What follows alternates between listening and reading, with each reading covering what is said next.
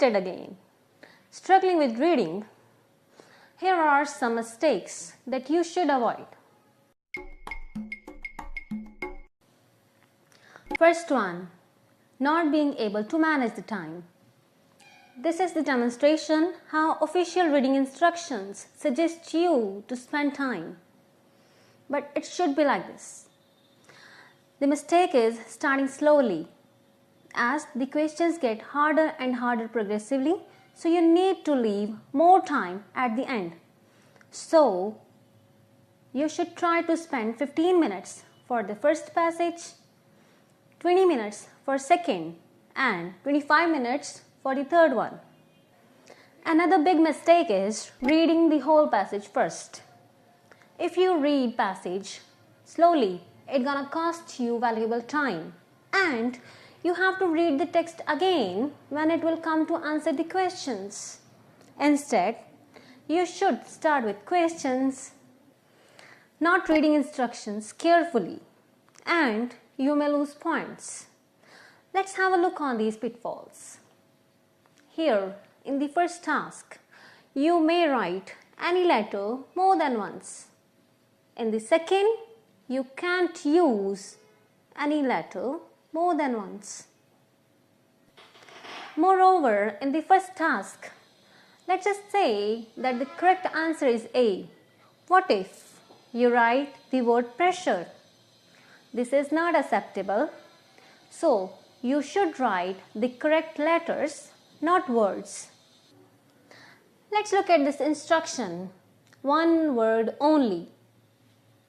Let's have a look at this question. The answer to this question demands one word only, but the answer is problem solving. 2 words.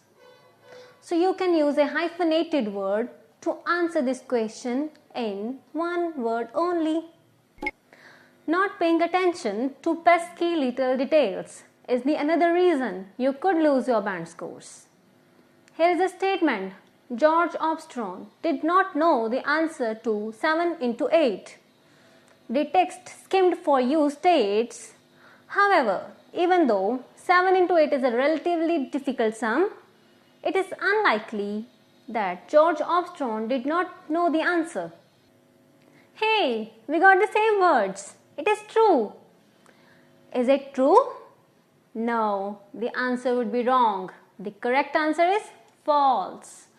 The pesky little detail over here is the word unlikely, which means that it is not possible that George Armstrong did not know the answer. The most fundamental mistake is trying to hack the test by using wrong strategies. For example, looking for a keyword from the question in the passage, or reading the first sentences of a paragraph to know what the paragraph is about, or any short advice that promises you don't have to read the whole passage won't work. Why it won't work? Because when the IELTS test writer starts with an article from a magazine or newspaper, they think what questions could they ask and what options could be there for each question, and the answer in most cases are paraphrased.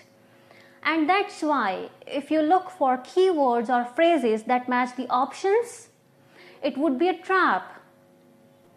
Of course, keywords from questions are not trap. They help in getting the answer, but they don't direct to a particular answer. I'll catch you later with some more tips and strategies for IELTS. Bye!